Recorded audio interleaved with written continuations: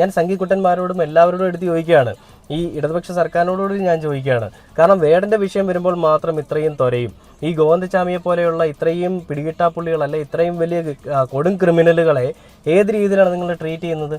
അതിനെന്തെങ്കിലും പറയാനായിട്ട് BJPയോ ഇടതുപക്ഷമോ വലതുപക്ഷമോ എന്തെങ്കിലും മുന്നിലേക്ക് വരുന്നുണ്ടോ? ഇല്ല.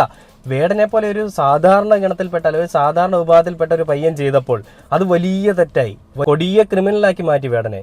എന്നാൽ ഈ ഗോവിന്ദചാമിയെ പോലെയുള്ള ഈ ചെന്താമരയെ പോലെയുള്ള ഈ പാവപ്പിടിച്ച കുട്ടികളെയും അതേപോലെ തന്നെ ഈ വീട്ടിലുള്ളവരെയൊക്കെ അനാഥരാക്കുന്ന ഇങ്ങനെയുള്ള ഈ തന്തയില്ലാത്തവന്മാരെ ചെയ്യാനായിട്ട് എന്തെങ്കിലും ഇനിഷ്യേറ്റീവ് എടുക്കാനായിട്ട് ഏതവനെങ്കിലും മുന്നിലേക്ക് നിൽക്കുന്നുണ്ടോ? ഇല്ല. വേടൻ്റെ ഒരു ദളിത് വിഭാഗത്തിൽപ്പെട്ടവനായതുകൊണ്ടും അടിച്ചമർത്തപ്പെട്ടവരുടെ വിഭാഗത്തിൽപ്പെട്ടവനായതുകൊണ്ടും നമ്മുടെ സമൂഹത്തിലെ കൊള്ളരുതായ്മകളെ ചോദ്യം ചെയ്യുന്നവനായതുകൊണ്ടും മാത്രമാണ് ഇവർക്ക് വേടനെ ഇത്ര ദേഷ്യം അല്ലെങ്കിൽ വേടനോട് ഇത്ര വിരോധം. ആ വിരോധത്തിന്റെ പേരിലാണ് വേടനെതിരെ വലിയ രീതിയിലുള്ള അക്രമം അഴിച്ചുവിടുന്നുള്ള ചോറ് നിന്ന് ജീവിക്കുന്ന ഓരോ മലയാളികൾക്കും അല്ലെങ്കിൽ ഓരോ ജനങ്ങൾക്കും അറിയാം. ഈ ഉണ്ടായിരിക്കുന്ന ഓരോ കേസുകളും